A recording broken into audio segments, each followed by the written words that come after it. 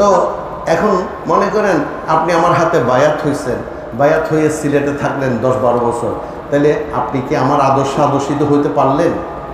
হ্যাঁ, আপনি যদি বলেন না ওখানে আমাদের অনেক মৌলানা পীর ভাই আছেন, ওনারা আমাদের, মৌলানার কাছে বায়াত হই নাই, বায়াত হয়েছি তোর কাছে মিয়া, তুই কি শিখাইছো সেটা বল, তুই কি জানো সেটা শিখতে আসছিলাম, তুই মৌলানা দেখা দিস কেন? আমার মা আছেন, আমার মা আছেন, কিন্তু আমাকে যদি আমেরিকা কারো কাছে দত্তক দিয়ে দেন, খুব খেয়াল করুন কথাটা, আমার মা আছে, আমার গর্ভধারিণী মা, আমার জন্মদাতা মা পিতা দুজনেই আছেন, কিন্তু অভাবের কারণে আমার মা বাবা আমাকে কি দিয়েছেন, দত্তক দিয়ে দিয়েছেন সিলেটে। কোথায়? সিলেটের কোন একজন পরিবারকে আমাকে দত্তক দিয়েছেন। তা আমার বয়স যখন 18-20 বছর হলো, আচ্ছা বলুন তো 18-20 বছর পর আমার মায়ের সাথে সাক্ষাৎ হলে আমি আমার মায়ের সাথে কীভাবে কথা বলবো? কথার বেশ কম হবে কি হবে না? হবে না? অবশ্যই হবে। আমাদের চিটাঙের কিছু মেয়েকে নোয়াখালীতে বিয়ে দেওয়া হয়েছে বা টাঙ্গাইলে বিয়ে দেওয়া হয়েছে। তো তারা জিজ্ঞেস করলাম তুই কেন আসো? সে আমার উত্তর দিল, জি বাবা ভালোই আছে। ওই চিটাঙ্গে হসো না বাবা, চিটাঙ্গে তো ভিলা গেছে। কেন ভুলছিস কেন?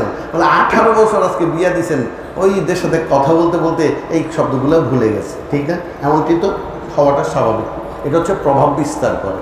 তো এখন মনে করেন আপনি আমার হাতে বায়াত হয়েছেন, বায়াত হয়ে সিলেটে থাকলেন 10-12 বছর, তাহলে আপনি কি আমার আদর্শ আদর্শিত হইতে পারলেন? হ্যাঁ, আপনি যদি বলেন না ওখানে আমাদের অনেক মৌলানা পীর ভাই আছেন, ওনারা আমাদের, মৌলানার কাছে বায়াত হই নাই, বায়াত হয়েছি তোর কাছে মিয়া, তুই কি শিখাইছো সেটা বল, তুই কি জানো সেটা শিখতে আসছিলাম, তুই মৌলানা দেখা দিস কেন? যে ইলমে নতুন হাসিল হবে গোলামির মাধ্যমে। ওই যে বললাম আমার সিলেট দত্তক দিয়েছে, দত্তক বুঝেন, দত্তক বুঝেন, ফুসেন হয়তো সিনানো ফুসেন কি হন না ভাই, না জানি দেরি এদের গুরু হলো ফুসেন বুঝবো না, হইতে না পারে ফগও দি না ফেলেন, বেশি টেসি না ফেলেন, এলি।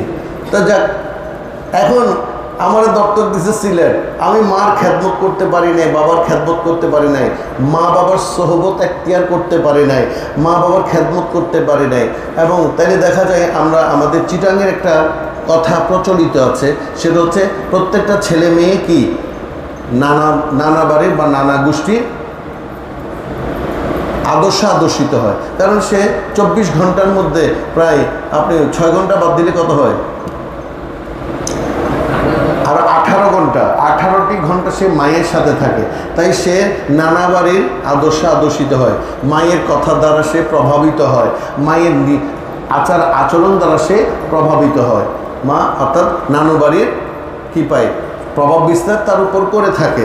তো এই ছেলে তো দত্তক চলে গেছে, সে তো মা এবং বাবার কোনো নীতি তার মধ্যে থাকার কথা নয়, সে থাকতে পারে না। সে সিলেটি যে মানুষের সাথে ছিল তার আদর্শে আদর্শিত হবে। ঠিক তেমনি পীরের খেদমত করতে হবে, পীরের আদর্শের মধ্যে থাকতে হবে, তার কাছাকাছি থাকতে হবে, তাইলে আপনি তার আদর্শে আদর্শিত হতে পারেন। এখন আপনি পীর আমার কাছে, আমার হাতে বায়াত হয়ে আমি যদি বলি ওর হাতে কাছে গেলে হবে, আপনি ওর আদর্শে আদর্শিত হবেন, কখনো আমার আদর্শে আদর্শিত হতে পারবেন না। হাসনাইনি করিমাইনের গোলাম যারা, তারা হাসনাইনি করিমাইনের গোলামের সাথে সম্পর্কিত থাকতে হবে, তা না হলে সম্ভব নয়। আপনি শুধুমাত্র ওই নামটা বহন করতে পারবেন, তার আদর্শ আপনার মাঝে কখনো খুঁজে পাওয়া যাবে না।